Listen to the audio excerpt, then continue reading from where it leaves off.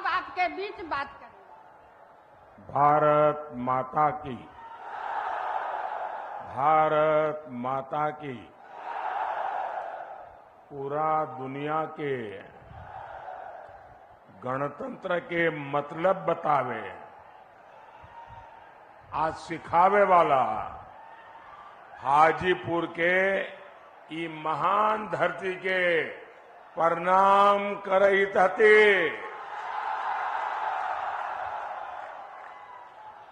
आज देश में चौथे चरण के लिए मतदान हो रहा है। मेरा सभी मतदाताओं से अनुरोध है कि वो ज्यादा से ज्यादा वोटिंग करें। ये चुनाव लोकतंत्र के एक महापर्व होता है और ज्यादा मतदान इसकी शोभा और बढ़ा देता है और आपका एक एक वोट ये हमारे लोकतंत्र का गहना बन जाता है। साथियों, ये भगवान महावीर की धरती है, ये भगवान बुद्ध की धरती है, ये वो धरती है जहां लोकतंत्र की भी जड़ें हैं और ये वो धरती है वहां रामचौरा मंदिर भी है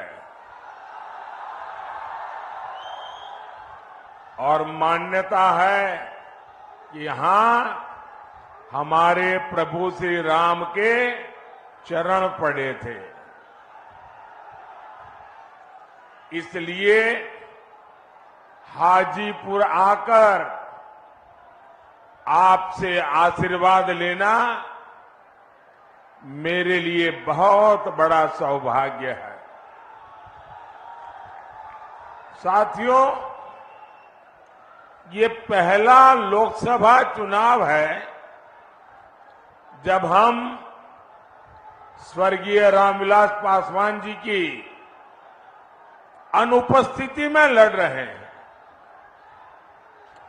रामविलास जी सामाजिक न्याय के सच्चे साधक थे और हाजीपुर के प्रति उनका लगाव, हाजीपुर के प्रति उनका समर्पण ये हमेशा हमेशा याद रहेगा। हाजीपुर के लिए, उनके सपनों को पूरा करने के लिए हम सब संकल्पबद्ध हैं। साथियों, 4 जून बहुत दूर नहीं है। 4 जून को सुबह के इस समय सबकी नजर टीवी पर होगी, रेडियो पर होगी, सोशल मीडिया खंगालते होंगे और आप जो आशीर्वाद दे रहे हैं वो 4 जून को एक के बाद एक भाजपा एनडीए के विजय की ओर आगे बढ़ता जाएगा। और चुनाव के परिणाम क्या कहेंगे? चुनाव के परिणाम क्या कहेंगे? फिर एक बार, फिर एक बार, फिर एक बार एनडीए को दिया आपका वोट केंद्र में मोदी की मजबूत सरकार बनाएगा। आरजेडी, कांग्रेस या इंडिया अलायंस को तो अगर किसी ने गलती से भी बटन दबा दिया ना तो उसका वोट तो बेकार जाना जाना तय है। और बिहार के लोग तो समझदार है, वो बेकार जाने वाली चीज कभी करते ही नहीं है। और इसलिए अपना वोट सरकार बनाने के लिए दीजिए, देश बनाने के लिए दीजिए, आपके भविष्य के लिए, आपके बच्चों के उज्जवल भविष्य के लिए दीजिए। आपका वोट एनडीए को दीजिए। साथियों, बिहार के लोगों के सामर्थ्य और बिहार के लोगों की समझदारी का मैं बहुत सम्मान करता हूं, लेकिन मुझे ये देखकर दुख भी होता है कि सामाजिक न्याय के नाम पर लालटेन वालों ने बिहार में कितनी अंधेर गर्दी फैलाई। इन लोगों ने बिहार के लोगों को गरीब और अभाव में धकेल दिया, जंगल राज दिया। इन लोगों ने सबको बर्बाद किया और खुद अपने आलीशान महल खड़े कर दिए। क्या ऐसे लोग बिहार का कभी भी भला कर सकते हैं क्या? कर सकते हैं क्या? आरजेडी कांग्रेस में बिहार को आगे बढ़ाने की इच्छा शक्ति ही नहीं है। वे तो सोच रहे हैं अभी जितना समय बचा है, खुद का जितना लूट सके लूट ले। वो अपने बच्चों को सेट करने में लगे हैं, उनको आपके बच्चों की परवाह नहीं है। आप लोग यहां एक कहावत कहते हैं ना निमन गीतिया गाइब, ना मड़वा में जाइब। आरजेडी कांग्रेस का हाल यही है। ये लोग विकास के कार्यों से भागते हैं क्योंकि उसमें मेहनत लगती है, खुद को खपाना होता है। इन लोगों के नकारे पन्ने बिहार के कई अमूल्य दशक बर्बाद किए हैं। ऐसे लोगों से हमें बिहार को बचाकर रखना है। भाई और बहनों, आरजेडी हो, कांग्रेस हो, इन दोनों पार्टियों ने अब तुष्टीकरण को अपना सबसे बड़ा राजनीतिक हथियार बनाया है। आजकल आप देखते होंगे इंडी अलायंस का हर दल राम मंदिर के लिए बद्दी बातें कर रहा है। राम मंदिर को गाली देकर, उसका बहिष्कार करके ये आपको चिढ़ा रहे हैं। क्या ऐसे लोगों को आप माफ करेंगे क्या? ऐसे लोगों को कोई माफ कर सकता है क्या? साथियों, आरजेडी कांग्रेस की प्राथमिकता आप लोग नहीं है, बल्कि उनका अपना वोट बैंक ही है। अभी आपने सुना होगा बिहार में जंगल राज लाने वाले जो व्यक्ति है, जो चारा घोटाले में अदालत ने सजा की हुई है, गुनहगार माना है, उन्होंने अभी अभी एक बयान दिया। उन्होंने कहा कि मुसलमानों को आरक्षण दिया जाना चाहिए और वो भी पूरा का पूरा, यानी दलितों, पिछड़ों, आदिवासियों को मिलने वाला पूरा आरक्षण ये अब सिर्फ मुसलमानों को देना चाहते हैं। भाइयों बहनों, मैं भी आप ही तरह अति पिछड़े समाज से आता हूं। मैं जानता हूं ऐसा सुनकर के उनकी बेचैनी कितनी बढ़ जाती है। उनको लगता है हमारा तो भविष्य डूब जाएगा।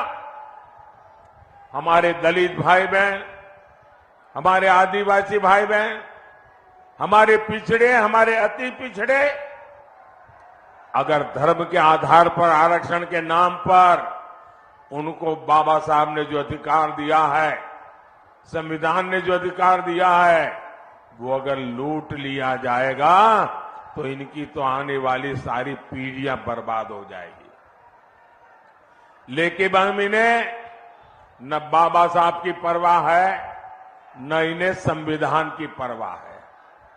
क्या बिहार का दलित हो, पिछड़ा हो, आदिवासी हो, ये हमारे समाज के लोग अपना हक आरजेडी कांग्रेस वालों को छीनने देंगे क्या? छीनने देंगे क्या? और मैं आपको गारंटी देता हूं, जब तक मोदी जिंदा है,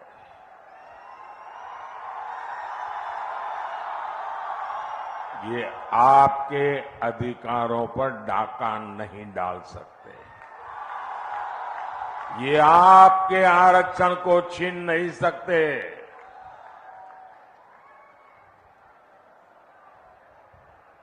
वो समझ लें, वो वक्त चला गया कि आपने महिलाओं को मिलने वाले आरक्षण के कागज फाड़ दिए थे। आगे अगर ऐसी कोई कोशिश करेंगे तो लेने के देने पड़ जाएंगे। साथियों, ये बीजेपी है, एनडीए है, जो सामाजिक न्याय की पहरेदार है। आज देश में एससी, एसटी, ओबीसी के सबसे अधिक एमपी, सबसे अधिक एमएलए ये बीजेपी और एनडीए के हैं। केंद्रीय मंत्रिमंडल में 60% मंत्री इन्हीं वर्गों के हैं। इतना ही नहीं, 2014 में जब हमारी सरकार बनी तो हमने एक दलित बेटे रामनाथ कोविंद जी को राष्ट्रपति बनाया और अब आदिवासी समाज की बेटी द्रौपदी मुर्मू जी हमारे देश की राष्ट्रपति के नाते मार्गदर्शन कर दिया। ये होती है भागीदारी, ये होता है सबका साथ सबका विकास का मंत्र। भाइयों और बहनों, कांग्रेस आरजेडी ने मिलकर बिहार की अनेक पीढ़ियों को, उनके सपनों को तबाह किया है। और आज जब यहां इतनी बड़ी मात्रा में माताएं बहनें आशीर्वाद देने आई है, 40 साल से लटका हुआ एक मामला आरजेडी वालों ने पार्लियामेंट में जिन कागजों को छीन करके फाड़ दिया था, वो मामला था इस देश की माताओं बहनों को पार्लियामेंट में, असेंबली में अधिकार देने का, आरक्षण देने का। और इसके कारण, ये आरजेडी की मानसिकता के कारण, कांग्रेस की विकृत मानसिकता के कारण महिलाओं को अधिकार नहीं मिला। ये आपका भाई, माता, ये आपका बेटा, आपने जब मुझे वहां सेवा करने के लिए भेजा ना, मैंने नई संसद बनते ही महिलाओं के लिए आरक्षण का भी काम पूरा कर दिया है। ये आरजेडी वाले इसके विरोधी है। अगर ये दोबारा कोशिश की आने की तो ये भी छीन लेंगे, आप मान के चलिए। आरजेडी के राज में यहां सिर्फ अपहरण और फिरौती उद्योग ही फला फूला। हाजीपुर ने तो देखा है कैसे यहां के उद्योग धंधे सब चौपट हो गए। आरजेडी कांग्रेस ने बिहार को सिर्फ पलायन दिया, बिहार को सिर्फ तबाही दी। साथियों, मोदी विकसित बिहार, विकसित भारत के संकल्प को लेकर निकला है और मोदी का, एनडीए का ट्रैक रिकॉर्ड क्या है? हमारा ट्रैक रिकॉर्ड भ्रष्टाचारियों को खोज करके सजा देने का है। मैं देश को, आप लोगों को एक आंकड़ा देता हूं, आप लोग ध्यान से सुनेंगे आंकड़ा, ये आपको काम आएगा। ये जो टीवी पर आप नोटों के पहाड़ देखते हैं ना, ये राजनेताओं के यहां से पकड़े जाते हैं। ये गरीब का पैसा है और ये गरीब के पैसों की लूट मुझे सोने नहीं देती है भाइयों। जब केंद्र में ये आरजेडी और कांग्रेस वाले सरकार चलाते थे, तब ये ईडी जो कर रहे हैं ना, ये क्यों चिल्ला रहे हैं मैं बताता हूं। ये ईडी ने उस समय कितना रुपया जब्त किया था मैं बताऊं? उस समय उन्होंने कांग्रेस के 10 साल में सिर्फ 35 लाख रुपया जब्त किया था। पूरे देश में से 10 साल में 35 लाख रुपये, मतलब जो बच्चा स्कूल जाने का बैग लेके जाता है ना, वो बैग में आ जाए, स्कूल बैग में भर जाए, इतने 35 लाख रुपया जब्त किया था। और चोरी करने वाले चोरी कर रहे थे। मोदी ने, ये जो चोरों ने रुपया पैसा गरीबों का लूटा है, उनके यहां सर्च की। 10 साल में मोदी ने कितना रुपया जब्त किया बताऊं? मोदी ने 2200 करोड़ रुपया जब्त किया है। उन्होंने जो पैसा जब्त किया था वो स्कूल बैग में आ जाए इतना था। मोदी ने जो पैसा जब्त किया है, अगर उन पैसों को ले जाना है तो जो छोटे ट्रक आते हैं ना, 70 ट्रक लगते हैं, 70 ट्रक, 70। कहां एक स्कूल बैग वाला पैसा और कहां 70 ट्रक भर करके पैसा। और ये चोरों को नींद उड़ गई है और इसलिए मोदी को गाली दे रहे हैं। साथियों, इन लोगों ने आपको लूटकर, नौकरी के बदले जमीनें लिखवाकर दिल्ली और देश में जो जायदाद बनाई है, वो अब सब एजेंसियों ने जब्त कर ली है। और मैं आपको भरोसा, गारंटी देता हूं, जिसने गरीब से जमीन छीनी है वो बचकर के नहीं जाएगा। साथियों, मोदी के सेवा काल में भारत में देश की अर्थव्यवस्था तेजी से आगे बढ़ रही है। और जब अर्थव्यवस्था आगे बढ़ती है तो उतने ही रोजगार के भी मौके पैदा होते हैं। पिछले 10 साल में बिहार में 1400 किलोमीटर नई रेल लाइनें बिछाई गई। बिहार में 400 से अधिक रेलवे फ्लाईओवर और अंडरपास बने। कोई मुझे बताइए, क्या बिना रोजगार को एक काम हुआ होगा क्या? छूमंतर करके जैसे रुपये ले जाते हैं वैसे पुलिया भी बन जाती होगी क्या? किसी को तो रोजगार मिला होगा ना, तब जाकर के बना होगा। पिछले 10 साल में बिहार में 3,300 किलोमीटर के नेशनल हाईवे बने हैं। मुझे कोई बताए भाई बुद्धिमान, 3,300 किलोमीटर हाईवे क्या बिना रोजगार दिए बन जाते हैं क्या? लगातार चौड़े हो रहे हाईवे हो, एक्सप्रेस हो, बिहार में खाद के कारखाने का काम हो, थर्मल पावर प्लांट हो, गंगा नदी पर बन रहे अनेकों बड़े पुल हो, पटना में मेट्रो में चल रहा कार्य हो, नेचुरल गैस का नेटवर्क हो, गांव गांव तक उज्ज्वला की गैस पहुंचाने का नेटवर्क हो, ये सब रोजगार की गारंटी होते हैं, रोजगार की गारंटी। लेकिन जो अपने बाप दादा की कमाई खा करके जीते हैं, उनको रोजगार क्या होता है इसकी समझ तक नहीं है जी।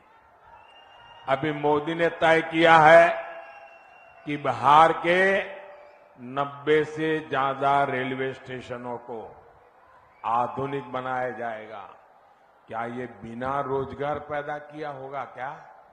पिछले 10 साल में मोदी ने देश के 4 करोड़ पक्के घर बनाकर गरीबों को दिए हैं।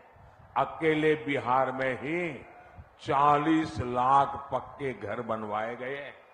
इन घरों के लिए जो सीमेंट सरिया आया है, ईंट बालू आया है, वो भी मोहल्ले की दुकान से ही तो गया है।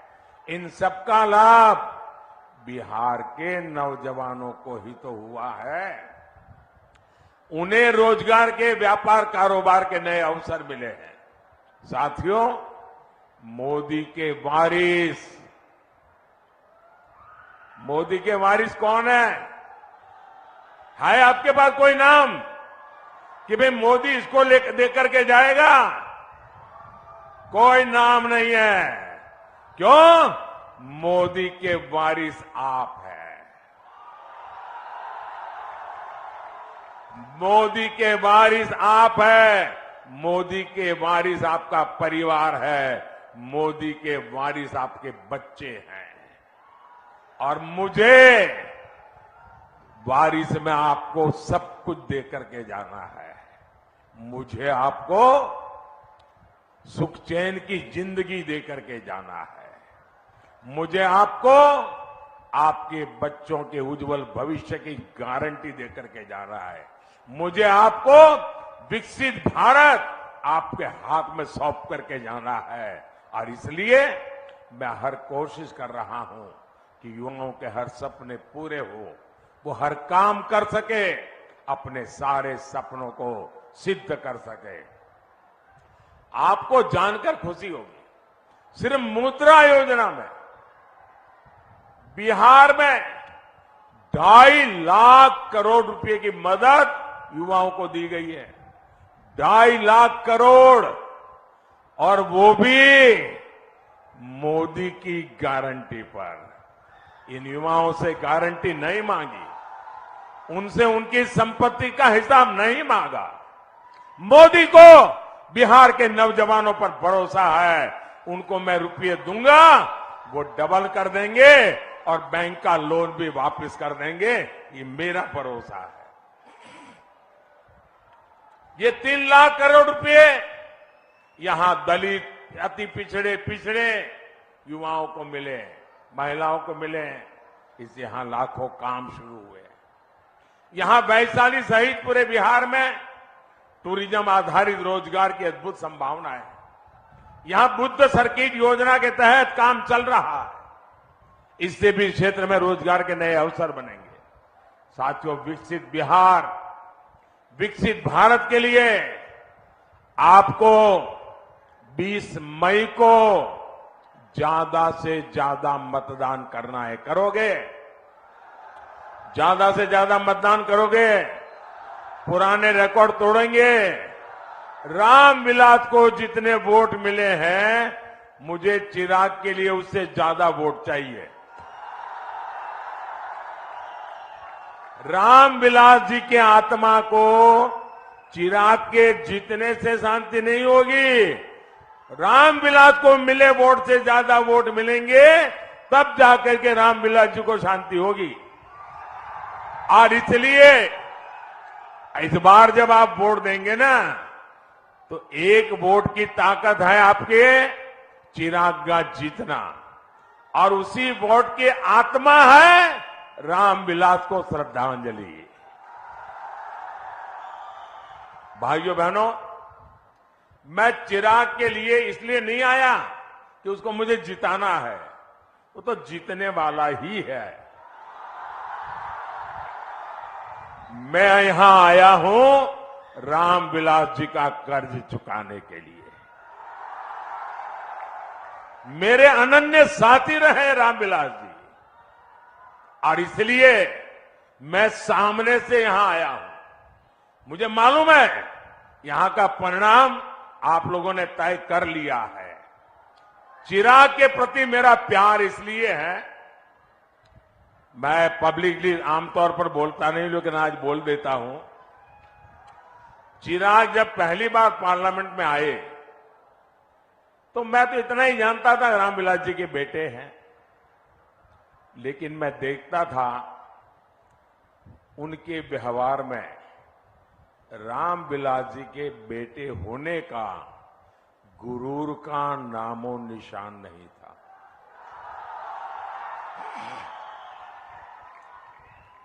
ये बहुत बड़ी बात है, और मैं इसके लिए उनकी माता जी को सारे क्रेडिट देता हूं। आपने इसको ऐसा संस्कार दिया, गुरूर का नामो निशान नहीं। दूसरी बात, मैंने एक बार हमारी कैबिनेट में कही थी, शायद चिराग को भी पता नहीं होगा, रामविलास जी कैबिनेट में थे।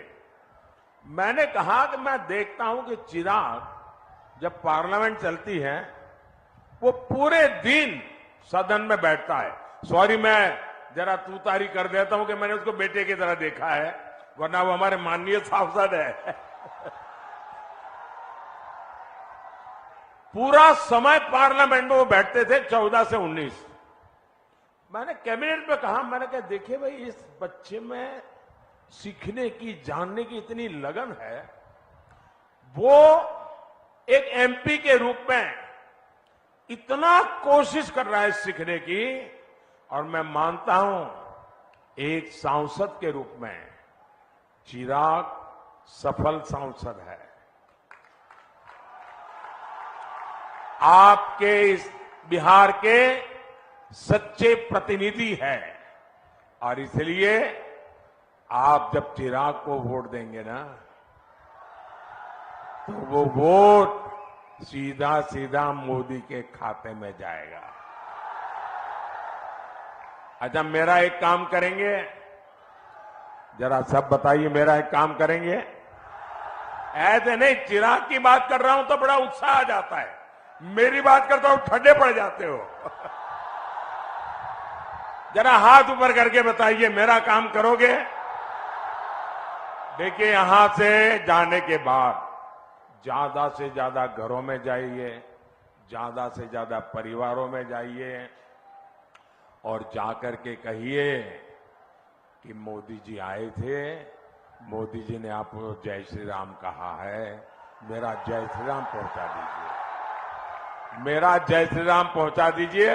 बोलो भारत माता की, भारत माता की, भारत माता की।